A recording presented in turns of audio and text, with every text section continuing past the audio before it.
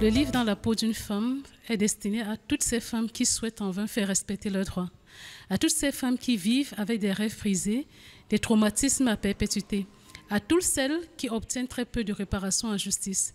Aucune femme ne vient sur terre pour être victime de violences les plus abjectes, sexuelles, sexistes, conjugales, car notre humanité compte. Nous avons droit au respect et c'est notre droit de dire non. Je suis Sylvie Ekobel, avocate stagiaire au barreau du Cameroun. Je suis auteure de 2 livres, dans ma vie de couple et Dans la peau d'une femme.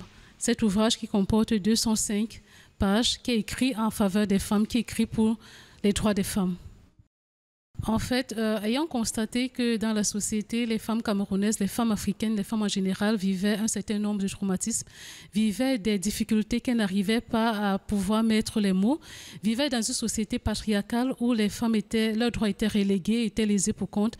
C'est la raison pour laquelle j'ai sollicité avec le concours de ma sœur jumelle avec laquelle j'ai coécrit cet ouvrage. On a voulu donner la parole à ces femmes qui souffrent au quotidien. On a voulu permettre à ces femmes de parler des douleurs qu'elles ressentent, des difficultés qu'elles ont dans une société qui ne leur reconnaisse pas presque des droits, des difficultés qu'elles rencontrent lorsqu'elles sont dans une phase d'enquête d'emploi, des difficultés qu'elles rencontrent lorsqu'elles veulent engager une procédure en divorce, des difficultés qu'elles rencontrent lorsqu'elles sont veuves, parce qu'il faut dire qu'en droit camerounais, c'est difficile pour la femme d'entrer en pleine propriété de ses biens, des difficultés qu'elles rencontrent lorsqu'elles sont expulsées du domicile conjugal. Un ensemble d'arsenal juridique que nous avons recensé dans ce livre pour permettre aux femmes de se défendre, d'avoir des outils pour pouvoir défendre leurs droits lorsqu'elles sont persécutées. Le message que j'ai à faire passer aux femmes, c'est de se dire que rien n'est perdu.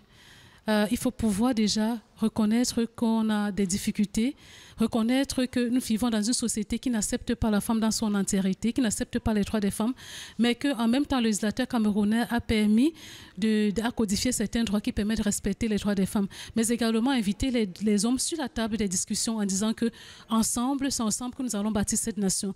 Ce n'est pas une lutte, une guerre qui est dirigée contre les hommes, mais il s'agit de recenser les failles de notre juridiction. Il s'agit de mettre le regard sur ces instruments juridiques qui avilissent les femmes.